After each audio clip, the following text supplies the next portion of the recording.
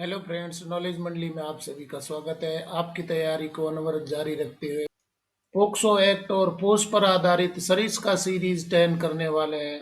और ये क्वेश्चंस है आपके लिए बहुत ही इंपॉर्टेंट होने वाले हैं, जैसे कि principal, vice principal, PGT, TGT, PRT, librarian, AC, DC, in KVS, NVS, EMRS और दूसरी एग्जामिनेशंस के लिए। चलिए शुरू करते हैं। पोक्सो और पोस्ट पर आधारित सरिस्का सीरीज 10 का पहला क्वेश्चन देख लेते हैं। 181 Who will appoint the presiding officer in the internal committee of an office who shall be a woman of senior level in that workplace? किसी कार्यालय की आंतरिक समिति में पीठासीन अधिकारी की नियुक्ति कौन करेगा जो उस कार्यस्थल में वरिष्ठ स्तर की महिला होगी। मतलब कि यहाँ पर बताया गया है कि इंटरनल कंप्लेंट कमेटी बनाई जाएगी प्रत्येक डिपार्टमेंट में, प्रत्येक ऑफिस में। तो उस ऑफिस में या डिपार्टमेंट में क्या करना होगा, एक पीठासीन अधिकारी की नियुक्ति करनी होगी। और ये पीठासीन अधिकारी है वो कौन होगा, उस कार्यस्थल में वरिष्ठ स्तर की महिला होगी। यानी कि वर्क प्लेस पर सीनियर लेवल की ऑफिसर वो होनी चाहिए। इसकी नियुक्ति कौन करेगा? The central government, the employer, the prime minister, the president. सही उत्तर क्या होना चाहिए? वरिष्ठ स्तर की महिला होनी चाहिए उस कार्यस्थल पर। सही उत्तर हमारा हो जाएगा बी, हो जाएगा एम्प्लॉयर। जो नियोक्ता होगा, उस ऑफिस का जो नियोक्ता होगा वो प्रिजाइडिंग ऑफिसर की नियुक्ति करेंगे। किसके लिए? इंटरनल कंप्लेंट कमेटी बनेगी, जिसको आप शॉर्ट फॉर्म में बोलते हैं आईसीसी बोलते हैं। और इस आईसीसी के लिए प्रिजाइडिंग ऑफिसर की नियुक्ति होगी। ये प्रिजाइडिंग ऑफिसर है वो महिला होनी चाहिए। उस महिला का स्तर क्या होना चाहिए? सीनियर लेवल की महिला होनी चाहिए। तो इसकी नियुक्ति कौन करेगा? सही उत्तर यहाँ पर हो जाएगा बी, हो जाएगा द एम्प्लॉयर। क्वेश्चन देख लेते हैं 182। Who is an aggrieved woman of sexual harassment at workplace as per POS Act 2013? पोस अधिनियम 2013 के अनुसार कार्यस्थल पर यौन उत्पीड़न की पीड़ित महिला किसे कहेंगे? मतलब कि पोस एक्ट है उसके बारे में हम चर्चा कर रहे हैं। और पोस एक्ट क्या है, इसकी फुल फॉर्म क्या है, कब ये बनाया गया था, कब इम्प्लीमेंट हुआ था, और उसमें वर्क प्लेस क्या है, सेक्सुअल हरासमेंट किसे कहेंगे, पीड़ित महिला किसे कहेंगे, सारी चीजें चर्चा की जा रही है। इसी प्रकार के क्वेश्चन है आपकी परीक्षा में आएंगे। तो देख लेते हैं ऑप्शन यहाँ पर। An employed women who alleges of sexual harassment, an unemployed women who alleges of sexual harassment. C option हो जाएगा an unmarried women of any age whether employed और नॉट। और डी ऑप्शन है a woman of any age whether employed और not who alleges of sexual harassment. तो पीड़ित महिला किसे कहेंगे? इनमें से कौन सा ऑप्शन ठीक हो जाएगा? डी ऑप्शन हमारा ठीक हो रहा है। A woman of any age whether employed और not who alleges of sexual harassment. मतलब कि जिसने आरोप लगाया है, चाहे तो वो एम्प्लॉयड है या नहीं है, और किसी भी उम्र की है। यहाँ पर कोई उम्र के बारे में नहीं बताया गया, किसी भी उम्र की है, चाहे वो कार्य कर रही है, एम्प्लॉयड है या नहीं है, उसने यौन उत्पीड़न का आरोप लगाया है, तो उस महिला को आप क्या बोलेंगे? पीड़ित महिला बोलेंगे। सही उत्तर हमारा हो जाएगा डी, हो जाएगा a women of any age whether employed और not who alleges of sexual harassment. अगला सवाल देख लेते हैं 183। in relation to a workplace which is established, owned, controlled, or wholly or substantially financed by funds provided directly or indirectly। एक कार्यस्थल के संबंध में जो प्रत्यक्ष या अप्रत्यक्ष रूप से प्रदान की गई निधियों द्वारा स्थापित, स्वामित्व, नियंत्रित या पूर्ण या पर्याप्त रूप से वित्त पोषित है। यानी कि स्थापित, स्वामित्व, नियंत्रित और पूर्ण या पर्याप्त रूप से वित्त पोषित होता है, तो आप उसको क्या बोलेंगे? कार्यस्थल बोलेंगे। किसके द्वारा प्रत्यक्ष या अप्रत्यक्ष रूप से ये निधियां प्रदान की गई हैं? ऑप्शन देख लेते हैं। By the central government or the union territory administration, the central government. B option है by the state government, the state government. C in relation to any workplace not covered under subclause first and falling within its territory, the state government। और D option हो जाएगा all the above. सही उत्तर हमारा होगा D, all the above. एक कार्यस्थल के संबंध में जो प्रत्यक्ष या अप्रत्यक्ष रूप से प्रदान की गई निधियों द्वारा स्थापित, स्वामित्व, नियंत्रित या पूर्ण या पर्याप्त रूप से वित्त पोषित है, किसके द्वारा? Bye the central government or the union territory administration. The central government, तो अगर सेंट्रल गवर्नमेंट के द्वारा या यूटी के लिए सेंट्रल गवर्नमेंट है वो प्रत्यक्ष अप्रत्यक्ष रूप से निधियां प्रदान करती है, किसके लिए? स्थापित करने के लिए। स्वामित्व उसका नियंत्रित रहता है या पूर्ण या पर्याप्त रूप से वित्त पोषित होता है, तो उसको आप क्या बोलेंगे? वर्क प्लेस बोलेंगे। साथ में अगर ऐसा है by the state government, the state government, तो यहाँ पर प्रत्यक्ष अप्रत्यक्ष रूप से निधियां है वो स्टेट गवर्नमेंट के द्वारा प्रदान की जा रही है, तो भी आप उसको क्या बोलेंगे? वर्क प्लेस बोलेंगे। और सी ऑप्शन बताया गया है, in relation to any work place not covered under the sub clause first and falling within its territory the state government. मतलब कि यहाँ पर क्लोज बताया गया है, सब क्लोज फर्स्ट में ये बातें बताई गई है कि सेंट्रल गवर्नमेंट हो सकता है, स्टेट गवर्नमेंट हो सकता है। अगर इसके अंतर्गत प्रत्यक्ष अप्रत्यक्ष रूप से निधियां प्रदान नहीं की गई है, तो कोई भी वर्क प्लेस जो सब क्लोज फर्स्ट में नहीं आता है और स्टेट गवर्नमेंट की टेरिटरी में, तो निधियां प्रदान करने वाला कौन होगा? स्टेट गवर्नमेंट होगा, जिसको आप कार्यस्थल बोलेंगे। और डी ऑप्शन में क्या आ जाएगा? ऑल दी अबव आ जाएगा। सही उत्तर हमारा हो जाएगा डी हो जाएगा, ऑल दी अबव। मतलब कि ये सभी अगर वित्त पोषित करते हैं, प्रत्यक्ष रूप से अप्रत्यक्ष रूप से निधियां प्रदान करते हैं, स्वामित्व के लिए, स्थापित करने के लिए, नियंत्रित या पूर्ण या पर्याप्त रूप से वित्त पोषित करते हैं, तो आप उसको क्या बोलेंगे? कार्यस्थल बोलेंगे, वर्क प्लेस बोलेंगे। अगला सवाल देख लेते 184। Which section of the Post Act 2013 states that an internal complaints committee shall be constituted in all administrative units और offices of the workplace? Post अधिनियम 2013 की किस धारा में कहा गया है कि कार्यस्थल के सभी प्रशासनिक इकाइयों या कार्यालयों में एक आंतरिक शिकायत समिति का गठन किया जाएगा? तो पोस्ट अधिनियम के कौन से अनुच्छेद में ये बात बताई गई है, कौन सी धारा में ये बात बताई गई है? ऑप्शन देख लेते हैं।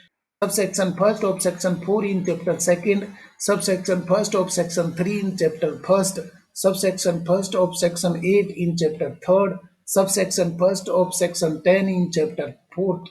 सही उत्तर क्या होना चाहिए? पोस्ट अधिनियम 2013 की किस धारा में कहा गया है कि कार्यस्थल के सभी प्रशासनिक इकाइयों या कार्यालयों में एक आंतरिक शिकायत समिति का गठन किया जाएगा? मतलब कि आईसीसी का गठन किया जाएगा, ये बात है कौन सी अनुच्छेद में, कौन सी धारा में ये बात बताई गई है? पोस्ट अधिनियम के कौन सी धारा में ये बात बताई गई है? सही उत्तर हमारा हो जाएगा ए हो जाएगा, sub section 1 of section 4 in chapter second. मतलब कि पोक्स एक्ट की धारा 4 में ये बात बताई गई है, धारा 4 के उपधारा में ये बात बताई गई है कि आईसीसी का नियुक्ति की जाएगी। यहाँ पर बताया गया है धारा 4 की उपधारा 1 में ये बात बताई गई है कि आईसीसी की नियुक्ति की जाएगी, इंटरनल कंप्लेंट कमेटी का गठन किया जाएगा। सही उत्तर यहाँ पर हो जाएगा ए हो जाएगा, सब section first of section 4 in chapter second में बताया गया पोस्ट एक्ट 2013 में। Move to question number 185. For how many years the presiding officer and each member of the internal committee shall hold office from the date of his nomination? आंतरिक समिति के पीठासीन अधिकारी और प्रत्येक सदस्य कितने वर्षों के लिए अपने नामांकन की तिथि से पद धारण कर सकते हैं? बहुत ही इंपॉर्टेंट क्वेश्चन है। हम पहले चर्चा कर चुके हैं कि पोस्ट एक्ट 2013 के अनुसार जो धारा फोर्थ है उसके उपधारा 1 में बताया गया है, धारा फोर्थ के उपधारा 1 में बताया गया है कि आईसीसी की नियुक्ति की जाएगी। तो आईसीसी के जो चेयरपर्सन होंगे या प्रिजाइडिंग ऑफिसर होगा या प्रत्येक मेंबर है उसको कितने दिनों तक नियुक्त किया जाएगा, वो कितने दिनों तक अपने पद पर रह सकते हैं, इस प्रकार के क्वेश्चन हैं वो जरूर पूछे जाते हैं परीक्षाओं में। ऑप्शन देख लेते हैं। More than 3 years, more than 5 years, not more than 3 years. D option हो जाएगा लेस देन 2 इयर्स। सही उत्तर होगा हमारा सी, नॉट मोर देन 3 इयर्स। मतलब कि 3 वर्ष से अधिक नहीं नियुक्त किया जाएगा, 3 वर्ष का कार्यकाल होगा, 3 वर्ष से अधिक नहीं हो सकता है। तो जो पीठासीन अधिकारी होते हैं या आईसीसी के मेंबर होते हैं उनका कार्यकाल है, उनका नॉमिनेशन है, वो कितने दिनों तक चल सकता है? 3 वर्ष तक रह सकता है। 3 वर्ष से अधिक नियुक्ति उनकी नहीं होगी। सही उत्तर हमारा हो जाएगा सी हो जाएगा, नॉट मोर देन 3 इयर्स। अगर क्वेश्चन पसंद आ रहे हैं तो लाइक बटन दबाइए। अगला सवाल देख लेते हैं 186। Under sub section 1 of section 4 of the POSH act 2013, who will be nominated as the presiding officer in case of non-availability of a senior level woman employee in the internal committee? पोष अधिनियम 2013 की धारा 4 की उपधारा 1 के अंतर्गत आंतरिक समिति में वरिष्ठ स्तर की महिला कर्मचारी के अनुपलब्धता की स्थिति में पीठासीन अधिकारी किसे नामित किया जाएगा? मतलब कि ये बताया गया है कि धारा 4 की उपधारा 1 के तहत आईसीसी का गठन होगा और उसमें पीठासीन अधिकारी की नियुक्ति है वरिष्ठ स्तर की महिला से होनी चाहिए, परंतु इस प्रकार की वरिष्ठ स्तर की महिला अनुपलब्ध है उस कार्यालय में, तो क्या करना होगा? किसे नामांकित किया जा सकता है पीठासीन अधिकारी के रूप में? A senior level women employee from other offices और administrative units, a junior level woman employee of the office or administrative units, a junior level woman employee from the other offices or administrative units, और D option हो जाएगा A senior level male employee of the office और administrative units. तो किसकी नियुक्ति करेंगे? यहाँ पर कंडीशन बताई गई है कि पोष अधिनियम 2013 की धारा 4 की उपधारा 1 के अंतर्गत आंतरिक जो शिकायत समिति है उसमें वरिष्ठ स्तर की महिला कर्मचारी की अनुपलब्धता की वजह से पीठासीन अधिकारी किसे नियुक्त करना होगा, किसे नामित करना होगा? सही उत्तर हमारा हो जाएगा ए हो जाएगा A senior level women employee from other offices और एडमिनिस्ट्रेटिव यूनिट्स। मतलब कि उस कार्य स्थल पर उस कार्यालय में सीनियर लेवल की कोई महिला उपलब्ध नहीं है, तो उसी प्रकार के दूसरे ऑफिसेज है या एडमिनिस्ट्रेटिव यूनिट से पीठासीन अधिकारी है वो नियुक्त कर लिया जाएगा, परंतु उसका स्तर है वो कैसा होना चाहिए? वरिष्ठ स्तर की महिला है वो आंतरिक समिति में पीठासीन अधिकारी नियुक्त हो सकती है। तो यहाँ पर एक विकल्प दिया गया है कि सीनियर लेवल की वुमेन एम्प्लॉय होनी चाहिए फ्रॉम अदर ऑफिसेज और एडमिनिस्ट्रेटिव यूनिट्स। तो सही उत्तर हमारा हो जाएगा ए हो जाएगा A senior level women employee from other offices और एडमिनिस्ट्रेटिव यूनिट्स। नया सवाल देख लेते 187। Under sub section first of section 4 of the POSH act 2013, who shall be nominated as the presiding officer in the event of non-availability of a senior level woman employee in the office, administrative unit of the workplace or other office or administrative unit? पोष अधिनियम 2013 की धारा 4 की उपधारा 1 के तहत कार्यालय प्रशासनिक इकाई के कार्यस्थल पर या अन्य कार्यालय प्रशासनिक इकाई में वरिष्ठ स्तर की महिला कर्मचारी की अनुपलब्धता की स्थिति में किसे पीठासीन अधिकारी के रूप में नामित किया जाएगा? साथियों, यहाँ पर कंडीशंस हैं इस प्रकार की बदल रही हैं। पोस्ट एक्ट 2013 की धारा 4 की उपधारा 1 में पीठासीन अधिकारी नियुक्त होने के लिए बताया गया है, परंतु कंडीशंस बताई हुई है कि कोई कार्यालय है या प्रशासनिक इकाई में या दूसरे कार्यालय या प्रशासनिक इकाई में वरिष्ठ स्तर की महिला उपलब्ध नहीं है। दूसरे का विकल्प रखा गया था, परंतु वहां पर अन्य कार्यालय में प्रशासनिक इकाई में भी वरिष्ठ स्तर की महिला नहीं है, तो पीठासीन अधिकारी कहाँ से नामित किया जाएगा? किस महिला को नामित किया जाएगा? ऑप्शन देख लेते हैं। Senior level women employee from any other work place of the same employer और अदर डिपार्टमेंट और ऑर्गेनाइजेशन। डी ऑप्शन हो जाएगा ऑल दी अबव। सही उत्तर होगा हमारा डी ऑल दी अबव। मतलब कि यहाँ पर अल्टरनेट बताए गए हैं कि पीठासीन अधिकारी है या कहना चाहिए प्रिजाइडिंग ऑफिसर है, उसकी नियुक्ति है सेक्शन 4 के सब सेक्शन 1 में बताई गई है। कैसे नियुक्ति होगी? सीनियर लेवल की महिला होनी चाहिए उस कार्यालय की। अगर सीनियर लेवल की महिला उस कार्यालय में एडमिनिस्ट्रेटिव यूनिट में नहीं है तो दूसरे एडमिनिस्ट्रेटिव यूनिट में या ऑफिस से लिया जाएगा, परंतु उस कार्यालय या एडमिनिस्ट्रेटिव यूनिट में भी सीनियर लेवल की महिला नहीं है, तो नियुक्ति कैसे होगी? यहाँ पर बताई गई है सीनियर लेवल वुमेन होनी चाहिए, ये कंडीशन तो हटेगी नहीं। साथ में क्या किया जाएगा? From any other work place of the same employer. Same employer के दूसरे वर्क प्लेस से इस प्रकार की नियुक्ति है वो की जा सकती है। और सी ऑप्शन में बताया गया है और अदर डिपार्टमेंट और ऑर्गेनाइजेशन। मतलब कि सेम एम्प्लॉयर के दूसरे ऑफिस से या वर्क प्लेस से लेना होगा, परंतु वहां पर भी नहीं है, तो क्या करना होगा? दूसरे डिपार्टमेंट या ऑर्गेनाइजेशन से भी वरिष्ठ स्तर की महिला का नामांकन किया जा सकता है पीठासीन अधिकारी के रूप में। हमारा सही उत्तर हो जाएगा डी हो जाएगा ऑल दी वो। साथियों क्वेश्चन पसंद आ रहे हैं तो लाइक बटन दबाइए। अगला सवाल देख लेते हैं 188। According to subsection 1 of section 6 of the POSH act 2013, internal committee cannot be constituted in establishments with less than how many employees? पोष अधिनियम 2013 की धारा 6 की उपधारा 1 के अनुसार कितने कर्मचारियों से कम वाले प्रतिष्ठानों में आंतरिक समिति का गठन नहीं किया जा सकता? बहुत ही जहर क्वेश्चन है। 5 एम्प्लॉइज, 20 एम्प्लॉइज, 10 एम्प्लॉइज, 15 एम्प्लॉइज, मतलब कि धारा 6 की उपधारा 1 के अनुसार कितने से कम कर्मचारी किसी प्रतिष्ठान में हैं तो आंतरिक समिति का गठन नहीं किया जा सकता।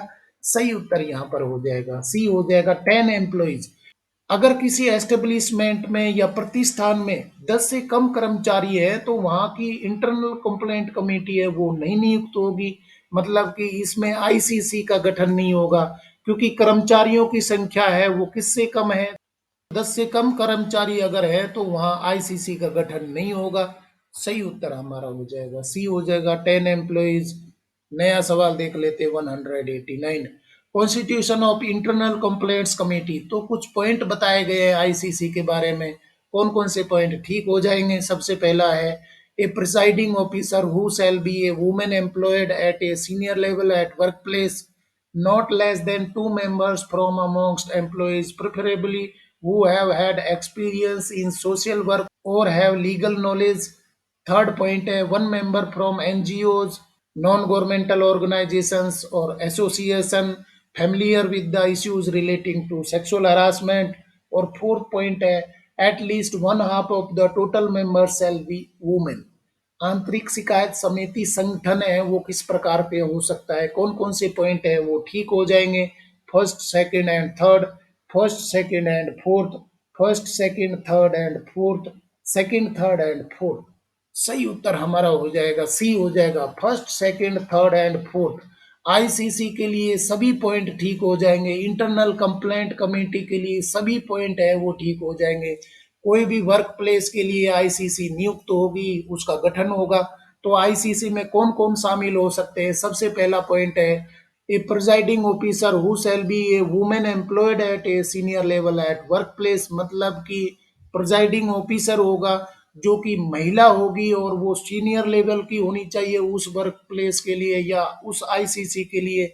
और सेकेंड पॉइंट बताया गया नॉट लेस देन 2 मेंबर्स, मतलब कम से कम 2 मेंबर होने चाहिए from amongst employees preferably who have had experience in social work or have legal knowledge, मतलब कि कम से कम 2 मेंबर है आईसीसी के, कौन होने चाहिए? इस प्रकार के सोशल वर्क का एक्सपीरियंस उनको होना चाहिए, साथ में लीगल नॉलेज उनको होना चाहिए, कानूनी ज्ञान उनको होना चाहिए। और थर्ड पॉइंट में बताया गया 1 मेंबर फ्रॉम एनजीओज, मतलब कि नॉन गवर्नमेंटल ऑर्गेनाइजेशन से 1 मेंबर होना चाहिए या इसी प्रकार के एसोसिएशन से होना चाहिए, 1 मेंबर होना चाहिए इनमें से। और वो फैमिलियर हो with the issues relating to sexual harassment, मतलब कि यौन उत्पीड़न से संबंधित जानकारियां उनको होनी चाहिए, उनको ज्ञान होना चाहिए। या इस प्रकार का एनजीओ एसोसिएशन चल रहा है जो यौन उत्पीड़न के मामले देखते हो, तो उनमें से 1 मेंबर है उसकी नियुक्ति की जाएगी। और फोर्थ पॉइंट बहुत ही इंपॉर्टेंट बताया गया है eight least one half of the total member shall be women. ICC की नियुक्ति या जो गठन होगा उसमें कम से कम आधी महिलाएं होनी चाहिए, 1/2 महिलाएं होनी चाहिए। सही उत्तर हमारा हो जाएगा सी हो जाएगा first, second, third and fourth. Question देख लेते हैं 190। Which section of the Post Act 2013 provides that if the members of the Internal Complaints Committee are appointed from non-governmental organizations or associations, fees or allowances to be paid by the employer for the proceedings of the Internal Committee? पोष अधिनियम 2013 की कौन सी धारा में प्रावधान है कि यदि आंतरिक शिकायत समिति का सदस्य गैर सरकारी संगठनों या संघों से नियुक्त किया जाता है तो आंतरिक समिति की कार्रवाई के लिए नियोक्ता द्वारा शुल्क या भत्ते का भुगतान किया जाएगा? मतलब कि अगर एनजीओ से या कोई एसोसिएशन से कोई आंतरिक कमेटी के मेंबर हैं वो नियुक्त किए गए हैं तो उनके लिए कार्रवाई शुरू करने के लिए, आंतरिक समिति की कार्रवाइयों में भाग लेने के लिए उनको शुल्क या भत्ते का भुगतान किया जाएगा। तो ये प्रावधान है वो पोस्ट अधिनियम 2013 की कौन सी धारा में बताए गए हैं? ऑप्शन देख लेते हैं। Sub section first of section fourth, sub section second of section fourth, sub section fourth of section fourth, sub section third of section fourth. सही उत्तर हमारा हो जाएगा C, sub section fourth of section fourth. मतलब कि धारा 4 में ये बताया गया, धारा 4 की उपधारा 4 में ये बताया गया है कि जो एनजीओ से या एसोसिएशन से कोई कर्मचारी नियुक्त किया जाता है, कोई मेंबर नियुक्त किया जाता है, तो आंतरिक समिति की कार्रवाई को चालू करने के लिए, उसमें पार्टिसिपेट करने के लिए शुल्क या भत्ते का भुगतान है वो किया जाएगा।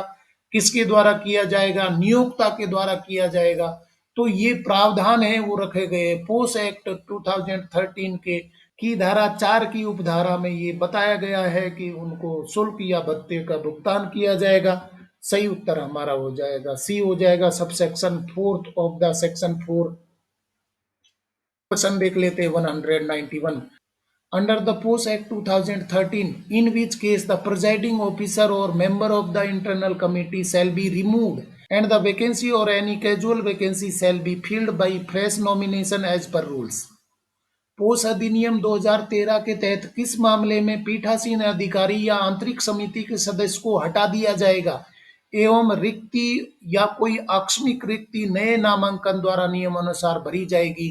तो सारे प्रावधान ये बताए गए हैं। अगर प्रिसाइडिंग ऑफिसर है या कोई भी मेंबर है वो इंटरनल कंप्लेंट कमेटी से हटाना पड़ रहा है या उसको हटाया जाएगा, तो वैकेंसी होगी या किसी भी कारण से वैकेंसी आती है तो फ्रेश नॉमिनेशन उसमें कर लिया जाएगा।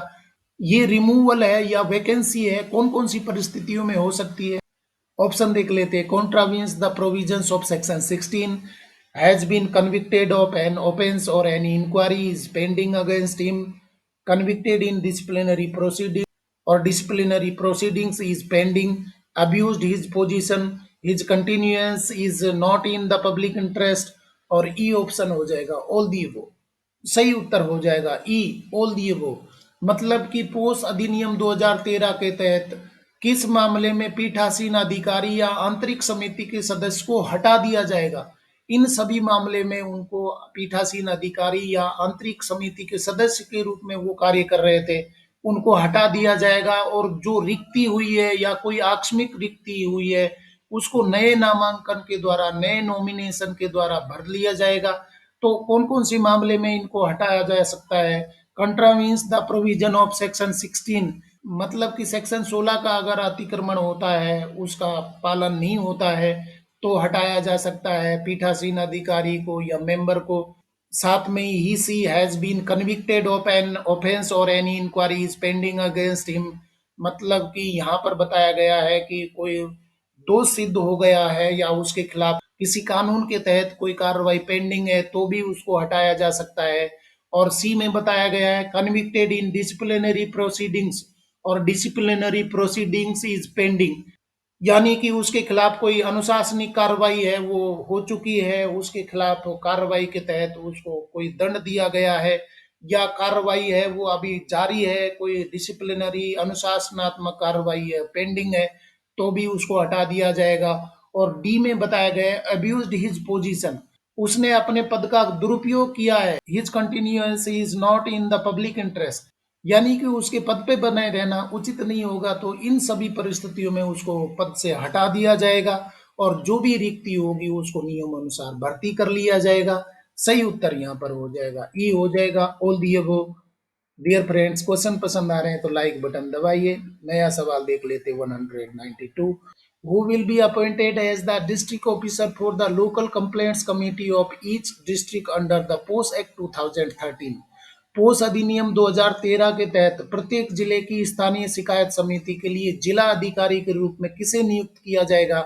साथियों, आईसीसी हम पढ़ चुके हैं, आईसीसी के बारे में बता दिया गया, आपने कहीं दूसरी जगह भी देखा होगा कि आईसीसी क्या होती है। प्रत्येक यूनिट पे या वर्क प्लेस पर आईसीसी होती है, इंटरनल कंप्लेंट कमेटी होती है।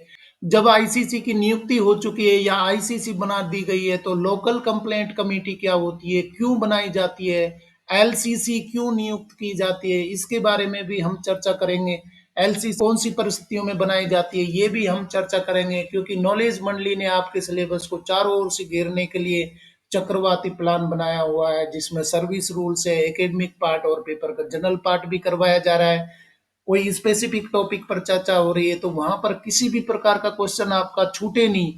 इस चक्रवाती प्लान में सारे क्वेश्चंस को आप उड़ा ले जाएंगे। यहाँ पर बताया गया है कि आईसीसी उस यूनिट के लिए, कार्यस्थल के लिए बनाई जाती है। एलसीसी है, अगर आईसीसी नहीं है तो एलसीसी की नियुक्त की जाएगी। और एलसीसी में जिला अधिकारी कौन होगा, डिस्ट्रिक्ट ऑफिसर कौन कार्य कर सकता है। ऑप्शन देख लेते हैं, डिस्ट्रिक्ट मजिस्ट्रेट और एडिशनल डिस्ट्रिक्ट मजिस्ट्रेट और द कलेक्टर और डिप्टी कलेक्टर, और ई ऑप्शन हो जाएगा ऑल दी अबव। सही उत्तर हमारा होगा ई, ऑल दी अबव। मतलब कि डिस्ट्रिक्ट ऑफिसर के रूप में कौन कार्य कर सकता है, डीओ के रूप में कौन कार्य कर सकता है। ये डीओ किसके लिए है, पोस्ट एक्ट 2013 के तहत लोकल कंप्लेंट कमेटी होगी, उसके लिए डीओ नियुक्त किए जाएंगे। ये डिस्ट्रिक्ट ऑफिसर है। जिला अधिकारी कौन हो सकता है, डिस्ट्रिक्ट मजिस्ट्रेट हो सकते हैं, एडिशनल डिस्ट्रिक्ट मजिस्ट्रेट हो सकते हैं, डिस्ट्रिक्ट कलेक्टर हो सकते हैं, डिप्टी कलेक्टर हो सकते हैं। कोई भी इनमें से जो जिले का अधिकारी होगा उसको जिला अधिकारी के रूप में नियुक्त किया जाएगा। किसके तहत, पोस्ट एक्ट 2013 के अनुसार, जो कि कार्य करेगा। एलसीसी का डिस्ट्रिक्ट ऑफिसर होगा। सही उत्तर हमारा हो जाएगा ई, हो जाएगा all the above. Move to question number 193. In establishments where internal committee has not been constituted due to having less than 10 employees or the complaint is against the employer himself, then which committee will be constituted by the district officer to receive the complaint in the concerned district? जिन प्रतिष्ठानों में 10 से कम कर्मचारी होने के कारण आंतरिक समिति का गठन नहीं किया गया हो या शिकायत स्वयं नियोजक के विरुद्ध हो तो संबंधित जिले में शिकायत प्राप्त करने के लिए जिला अधिकारी द्वारा कौन सी समिति गठित की जाएगी। इससे पहले वाले क्वेश्चन में हम चर्चा कर चुके हैं कि एलसीसी है, लोकल कंप्लेंट कमेटी है, उसका डिस्ट्रिक्ट ऑफिसर कौन होगा वो हम डिस्कस कर चुके हैं। यहाँ पर बता दिया गया है कि आईसीसी है, आईसीसी बनाना जरूरी हो जाएगा। सेक्शन 4 के तहत आईसीसी बनाना जरूरी होगा, परंतु आईसीसी है वो नहीं गठित हो पाई है। आंतरिक कंप्लेंट कमेटी है उसका गठन नहीं हो पाया है। जिन प्रतिष्ठानों में 10 से कम कर्मचारी होने के कारण आंतरिक समिति का गठन नहीं किया गया हो या शिकायत स्वयं नियोजक के विरुद्ध हो, तो निश्चित रूप से इसका आंसर आपको पता लग जाएगा। इस प्रकार के क्वेश्चन है वो भी आप सोल्व कर सकते हैं, आपने अगर पढ़ा हुआ है तो। कौन सी कमेटी गठित की जाएगी, अगर आईसीसी नहीं है तो कौन सी कमेटी गठित की जाएगी। Internal complaints committee, local complaints committee, sexual complaint committee, women complaints committee. सही उत्तर हमारा हो जाएगा बी, हो जाएगा लोकल कंप्लेंट्स कमेटी हो जाएगा, यानी कि एलसीसी का गठन किया जाएगा। जहां पर आईसीसी नहीं है तो वहां पर एलसीसी का गठन किया जाएगा। किसके द्वारा गठन किया जाएगा, जिला अधिकारी के द्वारा गठन किया जाएगा। और जिला अधिकारी कौन नियुक्त हो सकता है ये भी हम चर्चा कर चुके हैं। यहाँ पर सही उत्तर हो जाएगा बी, हो जाएगा लोकल कंप्लेंट्स कमेटी यानी कि LCC. Move to question number 194. Whom will the district officer appoint to receive complaints in each block, taluka and tehsil in rural or tribal area and ward or municipality in urban area? जिला अधिकारी ग्रामीण या आदिवासी क्षेत्र में प्रत्येक block, taluka or tehsil और शहरी क्षेत्र में वार्ड या नगर पालिका में शिकायत प्राप्त करने के लिए किसे नियुक्त करेगा। Complaint officer, nodal officer, chairman, coordinator. सही उत्तर हमारा हो जाएगा बी, नोडल ऑफिसर। जिला अधिकारी यहाँ पर चर्चा कर चुके हैं, एलसीसी का जिला अधिकारी होगा। साथियों याद रखना है कि आईसीसी का जो चेयरमैन होता है, मुखिया होता है, वो कौन होती है, प्रिजाइडिंग ऑफिसर होती है। और ये सीनियर लेवल की होनी चाहिए उस यूनिट में। अगर उस यूनिट में नहीं है तो दूसरी यूनिट में सेम एम्प्लॉयर की, अगर दूसरी यूनिट में नहीं है तो दूसरे किसी भी एम्प्लॉयर की सीनियर लेवल की ऑफिसर होनी चाहिए, तो उसको आप प्रिजाइडिंग ऑफिसर बोल रहे हैं। परंतु अगर एलसीसी है तो उसके जो अधिकारी है उसको आप क्या बोल रहे हैं, डिस्ट्रिक्ट ऑफिसर बोल रहे हैं। क्योंकि डिस्ट्रिक्ट ऑफिसर है वो आईसीसी नियुक्त नहीं हुई है, तो क्या किया है उसने, एलसीसी का गठन कर लिया है। और एलसीसी का गठन होने पर क्या होगा कि ब्लॉक लेवल पर या तालुका, तहसील और शहरी क्षेत्र में वार्ड या नगर पालिका स्तर पर शिकायत सुनने के लिए किसकी नियुक्ति करेंगे? नोडल अधिकारी की नियुक्ति करेंगे। सही उत्तर हमारा हो जाएगा बी हो जाएगा, नोडल ऑफिसर। क्वेश्चन देख लेते हैं 195। The nodal officer nominated by the district officer will forward the received complaints to the concerned local committee within a period of how many days? जिला अधिकारी द्वारा नामित नोडल अधिकारी प्राप्त शिकायतों को कितने दिनों की अवधि के भीतर संबंधित स्थानीय समिति को अग्रेसित करेगा? 3 डेज, 10 डेज, 7 डेज, 5 डेज। बहुत ही खतरनाक क्वेश्चन है। नोडल ऑफिसर है वो नियुक्त किया था डिस्ट्रिक्ट ऑफिसर ने किसके लिए? जो तालुका, तहसील या ब्लॉक स्तर पर नियुक्त किया था, वार्ड में या नगर पालिका में नोडल ऑफिसर नियुक्त किया था।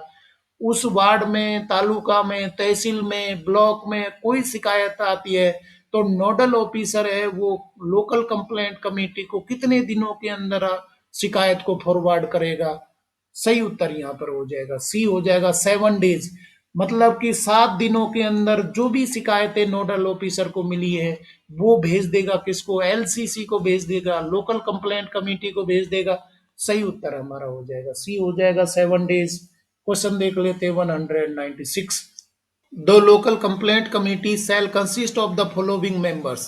तो एलसीसी का गठन किस प्रकार से होगा उसके बारे में कुछ पॉइंट बताए गए हैं। पहला है a chairperson eminent in social work and committed to women welfare, 1 member a woman working in the block, taluka or tehsil और वार्ड और म्यूनिसिपलिटी। थर्ड पॉइंट में बताया गया है 2 members eight least one of whom shall be a woman from an NGO association familiar with issues relating to sexual harassment। और fourth point हो जाएगा at least one of the nominated person should have a background in law or legal knowledge and at least one of women of them should belong to SC ST OBC minority.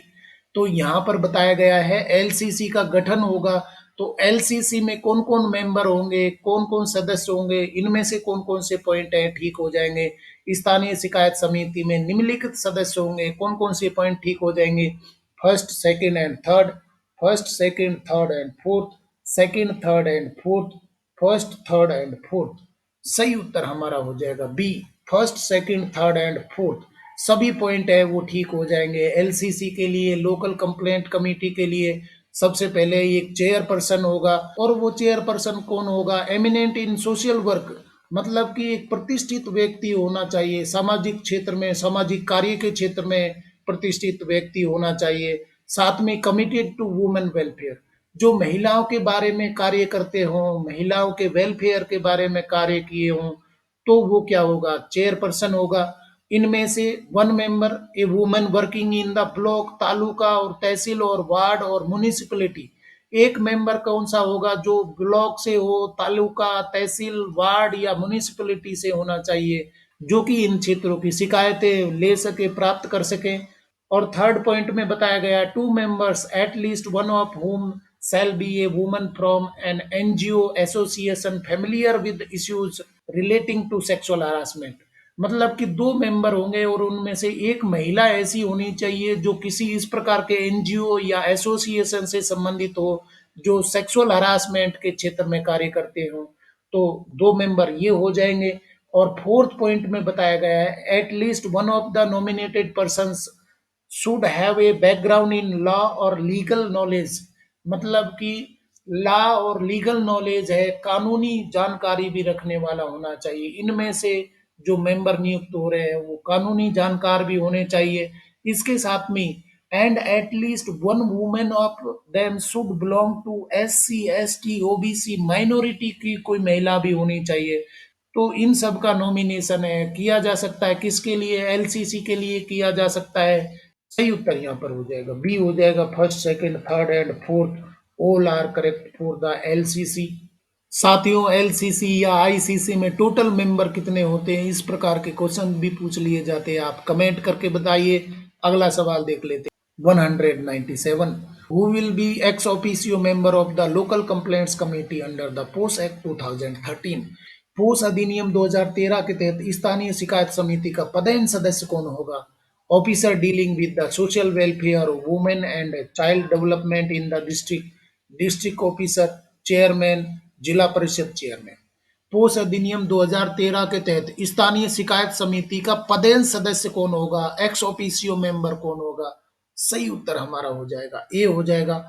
Officer dealing with social welfare or women and child development in the district, मतलब कि जिले का वो अधिकारी जो social welfare और महिलाओं के बारे में, बच्चों के डेवलपमेंट के बारे में जो कार्य देख रहा है, उसको एक्स ऑफिशियो मेंबर के रूप में नियुक्त किया जाएगा। किसमें? एलसीसी में नियुक्त किया जाएगा। सही उत्तर हमारा हो जाएगा ए हो जाएगा। Officer dealing with the social welfare or women and child development in the district. POCSO act 2012 और उसमें 2019 में क्या अमेंडमेंट हुए, साथ में पोस्ट एक्ट 2013 पर आधारित क्वेश्चन सीरीज सरिस का सीरीज 10 के कारवा को आगे बढ़ाते हुए नया सवाल देख लेते 198। Under what circumstances can the chairperson and members of the local complaint committee be removed from office before the completion of their term? किन परिस्थितियों में स्थानीय शिकायत समिति के अध्यक्ष और सदस्यों को उनके कार्यकाल के पूरा होने से पहले पद से हटाया जा सकता है? बहुत ही इंपॉर्टेंट क्वेश्चन है। आईसीसी के तहत किस प्रकार से अध्यक्ष और सदस्यों को हटाया जा सकता था, यहाँ पर एलसीसी के तहत भी नियम बना दिए गए कि कैसे उनको हटाया जा सकता है। ऑप्शन देख लेते हैं। Contravenes the provisions of section 16, has been convicted of an offence or an inquiry is pending against him, convicted in disciplinary proceedings or disciplinary proceedings is pending। D option हो जाएगा। abused his position, his continuance is not in the public interest। और ई है all the above। सही उत्तर हमारा होगा ई all the above। यहाँ पर बताया गया है कि किन परिस्थितियों में एलसीसी के मेंबर हैं, चेयरपर्सन है या मेंबर है, उनको हटाया जा सकता है। टेन्योर कंप्लीट होने से पहले पद से हटाया जा सकता है। किन परिस्थितियों में हटाया जा सकता है? सही उत्तर हो जाएगा ई हो जाएगा ऑल दी अबव। सभी परिस्थितियों में हटाया जा सकता है। कंट्रावीन्स द प्रोविजंस ऑफ सेक्शन 16 के तहत उनको हटाया जा सकता है। तो सेक्शन 16 में क्या बताया गया है? नॉलेज मंडली आपको बता रहा है सेक्शन 16 है वो किसके लिए है? प्रोविजन ऑफ पब्लिकेशन और making known contents of complaint and inquiry proceedings, मतलब कि ऐसा प्रोविजन किया गया है, ऐसा प्रतिबंधित किया गया है, कुछ नियम बनाए गए हैं कि आपके पास में कोई कंप्लेंट आई है या कोई इंक्वायरी चल रही है तो आप पब्लिक नहीं करेंगे। आपने अगर पब्लिक कर दिया है, सोशल मीडिया में डाल दिया है, किसी को डिफेम कर दिया है, तो सेक्शन 16 का हनन हो जाएगा, उसका क्षरण हो जाएगा, तो आपको पद से हटाया जा सकता है। सेक्शन 16 के कंट्रावेंशन की वजह से हटाया जा सकता है। बी में बताया गया है has been convicted of an offence or an inquiry is pending against him, यानी कि उसके खिलाफ कोई दोषारोपण हो गया है या इंक्वायरी चल रही है, किसी कानूनी मामले के तहत इंक्वायरी चल रही है तो भी हटाया जा सकता है। और सी में बताया गया है कन्विक्टेड इन डिसिप्लिनरी प्रोसीडिंग्स और डिसिप्लिनरी प्रोसीडिंग्स इज पेंडिंग, उसको अनुशासनात्मक कार्रवाई में दोष सिद्धि उसको मिल चुकी है या कोई डिसिप्लिनरी प्रोसीडिंग अनुशासनात्मक कार्रवाई है उसके खिलाफ चल रही है, जारी है, पेंडिंग है। डी ऑप्शन में बताया गया है अब्यूज्ड हिज पोजीशन, उसने अपने पद का दुरुपयोग किया है, या his continuance is not in the public interest, यानी कि उसके पद पे बने रहना लोक हित में नहीं है, तो उसको क्या कर दिया जाएगा? पद से हटा दिया जाएगा, चाहे तो चेयरपर्सन है या कोई भी मेंबर है इस प्रकार की घटनाओं में शामिल हो जाता है या इन सभी के तहत उनको पद से हटा दिया जाता है। टेन्योर होने से पहले ही हटा दिया जाएगा। सही उत्तर हमारा हो जाएगा ई हो जाएगा। नया सवाल देख लेते 199। Who shall pay the fees और allowances specified in subsection 4 of section 7 of the POSH act 2013 to the chairperson and members of the local complaint committee. स्थानीय शिकायत समिति के अध्यक्ष और सदस्यों को पोस्ट अधिनियम 2013 की धारा 7 की उपधारा 4 में निर्दिष्ट शुल्क या भत्ते का भुगतान कौन करेगा? Grant received by the central government from the state government, grant received by the state government from the central government, from state government funds, from central government funds। तो स्थानीय शिकायत समिति के अध्यक्ष और सदस्यों को पोस्ट अधिनियम 2013 की धारा 7 की उपधारा 4 में निर्दिष्ट शुल्क और भत्ते का भुगतान है वो कौन करेगा? सही उत्तर हमारा हो जाएगा बी हो जाएगा। Grant received by the state government from the central government, मतलब कि ग्रांट है वो दी जाएगी सेंट्रल गवर्नमेंट के द्वारा यहाँ पर संसद में कानून तैयार होगा, ग्रांट देने के लिए नियम बनेगा और वो फंड दिया जाएगा स्टेट गवर्नमेंट को। उस फंड में से लोकल कंप्लेंट कमेटी के जो अध्यक्ष होंगे या सदस्य होंगे, कार्य करने के लिए उनको क्या किया जाएगा, शुल्क और भत्ते का भुगतान किया जाएगा। सही उत्तर हमारा हो जाएगा बी हो जाएगा, grant received by the state government from the central government. और साथियों देख लेते पोक्सो एक्ट 2012, साथ में 2019 में क्या अमेंडमेंट हुए वो भी। इसके साथ में पोस्ट एक्ट 2013 पर आधारित क्वेश्चन सीरीज सरिस्का सीरीज 10 का अंतिम क्वेश्चन देख लेते हैं 200। What will be the tenure of the chairperson and each member of the local complaint committee under the Post Act 2013? बिल्कुल जहर क्वेश्चन है, इसी प्रकार के क्वेश्चन से परीक्षाओं में पूछे जाते हैं। और साथियों नया कोई तरीका है तो आप कमेंट करके बताइए। हिंदी अर्थ देख लेते पोस्ट अधिनियम 2013 के तहत स्थानीय शिकायत समिति के अध्यक्ष और प्रत्येक सदस्य का कार्यकाल क्या होगा। टेन्योर में be specified by the district officer, not exceeding 3 years, more than 3 years। और डी ऑप्शन हो जाएगा ए एंड बी ओनली। सही उत्तर होगा हमारा D, A and B only. Tenure में be specified by the district officer, यानी कि डिस्ट्रिक्ट ऑफिसर है वो एलसीसी के अध्यक्ष है या सदस्य है, उनके कार्यकाल है उसका निर्धारण कर सकते हैं। नॉमिनेशन के टाइम पर टेन्योर है वो निर्धारित कर दिया जाए डिस्ट्रिक्ट ऑफिसर के द्वारा।